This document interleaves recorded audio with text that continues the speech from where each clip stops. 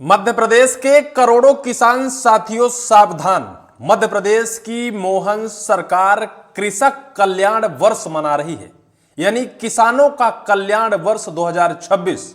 लेकिन जो खबर आई है, जो खबर विधानसभा पटल से निकलकर आपके बीच अभी मैं बताने जा रहा हूं, उस खबर ने कृषक कल्याण वर्ष की धज्जियां उड़ा देगी, पोल खोल देगी कि कैसे मध्य प्रदेश के किसान करोड़ों करोड़ कर्ज में डूबा है।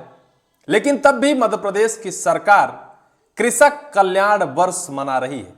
क्या कृषक कल्याण वर्ष मनाने लायक मध्य प्रदेश का किसान है, या फिर सिर्फ और सिर्फ मध्य प्रदेश सरकार द्वारा सिर्फ ढपोसला किया जा रहा है? आपको मैं एक खबर की क्लिप दिखाता हूं। एमपी के किसान 14,563 करोड़ के कर्जदार, अकेले खरगोन में 2655 करोड़ बकाया, 5 साल में 67% बढ़ा ऋण असंतुलन। तब भी कृषक कल्याण वर्ष मध्य प्रदेश सरकार मना रही है। 5 सालों में 67% ऋण असंतुलन बढ़ा है। लगातार मध्य प्रदेश सरकार वसूली तो करती है, उगाहनी करती है, कोई भी कृषक डिफाल्टर भी नहीं है, समय समय पर अपने ऋण का रिन्यूअल कराता है, यानी वो अपनी ऋण जमा करता है फिर लेता है। लेकिन तब भी असंतुलन की स्थिति इतने बद से बदतर आखिर कैसे हो गई है, जिसे मध्य प्रदेश सरकार ने ही भयावह माना है। सोचिए, कृषक कल्याण वर्ष आखिर हम कैसे मनाएं? क्या वास्तव में कृषक कल्याण वर्ष मनाने की स्थिति में किसान है? आपको खबर की छोटी सी क्लिप दिखाते हैं। एमपी में मोहन सरकार इस साल को कृषक कल्याण वर्ष के तौर पर मना रही है। वहीं दूसरी तरफ मध्य प्रदेश में किसानों और सहकारी संस्थाओं के बीच वित्तीय सेहत का गणित पूरी तरह बिगड़ चुका है। सोचिए, मध्य प्रदेश का किसान मध्य प्रदेश सरकार के सामने कर्ज के दलदल में डूबा है, कर्ज उसके सर लदा है। लेकिन तब भी मध्य प्रदेश की सरकार किसानों को यही कहकर सांत्वना दे रही है कि हम कृषक कल्याण वर्ष मना रहे हैं। किसान के ऊपर कर्ज है, किसान अब भी परेशान है। कर्ज से कैसे उसे छुटकारा मिल सके, कैसे कर्ज से वो मुक्त हो। लेकिन सरकारी दस्तावेज में अब भी किसान कर्जदार है। किसान, शायद कुछ किसान खुशियां मना रहे होंगे कि निश्चित तौर पर किसानों के हित में सरकार काम कर रही है। सरकार भी यह दावा तो करती है कि हम किसानों के हित में काम कर रहे हैं, लेकिन जब अंदर की खबरें या फिर जो सच्चाई निकल कर आती है, वो सच्चाई सुनकर सरकार के भी हाथ पैर फूलने लगते हैं। सरकार खुद कह देती है कि यह स्थिति भयावह है, किसानों को इस परिस्थिति से आखिर कैसे निकाला जाएगा। अभी तक तो मध्य प्रदेश सरकार गेहूं धान खरीदी में ही किसानों को उलझा कर रखी है। कभी 15% बोनस तो कभी 40% बोनस, कभी पिछले वर्ष 175 रुपए बोनस तो कभी उससे डायरेक्ट गिराकर जमीन पर लाकर पटक देना।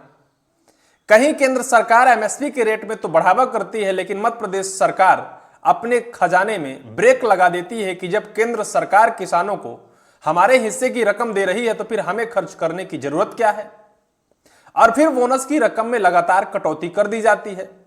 लेकिन दूसरी तरफ जो सच्ची और अकाट्य सत्य निकल कर आता है कि किसान कर्ज के दलदल में डूबा है।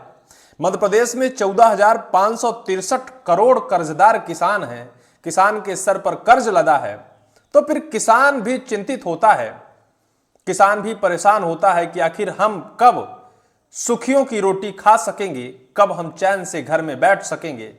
हम खेती किसानी और मेहनत तो लगातार कर रहे हैं, लेकिन कर्ज के दलदल से नहीं निकल पा रहे हैं। खबर देखिए, विधानसभा के बजट सत्र में विधायक जयवर्धन सिंह के एक सवाल के जवाब में सहकारिता विभाग ने जो आंकड़े पेश किए हैं वो चौंकाने वाले हैं। प्रदेश के किसानों पर प्राथमिक कृषि साख समितियों का हजारों करोड़ रुपए बकाया है। पिछले 5 वर्षों में जिला सहकारी केंद्रीय बैंक में ऋण असंतुलन की स्थिति 67% तक बिगड़ चुकी है। विधानसभा में प्रस्तुत सरकारी आंकड़ों के अनुसार वर्ष 2021 में जो असंतुलन 4125.20 करोड़ था, वह वित्तीय वर्ष 2025 तक बढ़कर 6890.10 करोड़ के पार पहुंच गया है। सोचिए, ये 5 सालों में जो कर्ज का आंकड़ा सरकार ने बढ़ाया है 4125.20 करोड़ से 6890.10 करोड़, 5 साल में लगभग एक तिहाई का आंकड़ा पार हो चुका है। सरकार कहती है कि हम कृषक कल्याण वर्ष मना रहे हैं, लेकिन आंकड़ा लगातार किसानों के ऊपर कर्ज का बोझ बढ़ता जा रहा है। 5 सालों में 67% बढ़ा ऋण असंतुलन, कोऑपरेटिव ढांचे पर खतरा। सरकार ने स्वीकार किया कि प्रदेश के जिला सरकारी बैंक ऋण असंतुलन की स्थिति भयावह हो गई है। वर्ष 2021 में जो असंतुलन 4125.20 करोड़ था, वह 2025 में बढ़कर 6890.10 करोड़ हो गया है। यह वृद्धि बताती है कि बैंकों से समितियों और समितियों से किसानों तक पैसा तो गया, लेकिन उसकी रिकवरी उम्मीद के मुताबिक नहीं हुई। कुल मिलाकर मतलब यह है कि बैंक ने सरकारी समितियों को पैसा भेजा और सरकारी समितियों ने किसानों को पैसा तो बांट दिया, लेकिन उसकी रिकवरी सही समय पर और उस मुताबिक नहीं हुई जिस मुताबिक लगातार ऋण बांटा गया। सोचिए कि अगर किसानों को पैसा सरकार ने दिया है, एक सामान्य समितियों में चले जाइए, एक सामान्य किसान से पूछ लीजिए कि क्या सरकार ने उन किसानों को खैरात में ऋण बांट रखी है। रेन्युअल टाइम से टाइम होता है, बकायदा वो लोग अपनी उस कर्ज की रकम को हर साल रिन्यू कर रहे हैं, डिफाल्टर किसान नहीं है, लेकिन तब भी सरकार और किसान के बीच जो कर्ज देने और लेने का असंतुलन है लगातार बढ़ता क्यों जा रहा है। बीच में आखिर धोखा कौन कर रहा है, दोगलापंथी कौन कर रहा है? क्या समितियों के माध्यम से ऐसा किया जाता है या फिर सहकारी बैंकों के माध्यम से ये सारी चीजें की जाती हैं, जिससे किसानों के ऊपर बढ़ता कर्ज का बोझ लगातार घटने के बजाय ऊपर की तरफ जा रहा है, जिससे किसान चिंतित है। मध्य प्रदेश सरकार भी इसे भयावह कह रही है। राजधानी भोपाल का हाल, सोसाइटी पर 336 करोड़ बाकी। भोपाल जिले की 34 समितियों पर जिला बैंक का 336.43 करोड़ बकाया, जबकि जिले के किसानों पर इन समितियों का 409.23 करोड़ का कर्ज है। नाजीराबाद 25.77 करोड़ और बागसी 24.29 करोड़।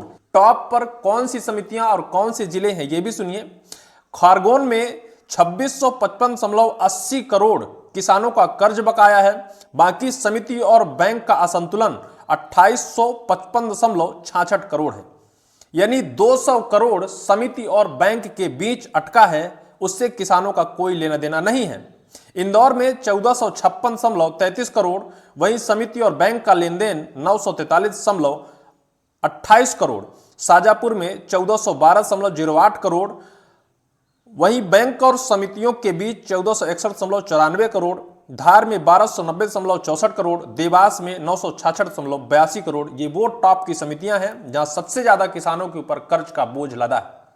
कृषक कल्याण वर्ष इसी तरह से सरकार मना रही। निश्चित तौर पर इस कर्ज से किसान को छुटकारा चाहिए, ताकि किसान भी सुख की रोटी बैठकर मेहनत कर अपने घर में खा सके। निश्चित तौर पर कर्ज से मुक्ति चाहिए किसान को। सरकार से गुजारिश है, आपको इस पूरी वीडियो को लेकर क्या राय होगी कमेंट सेक्शन पर कमेंट जरूर करिएगा।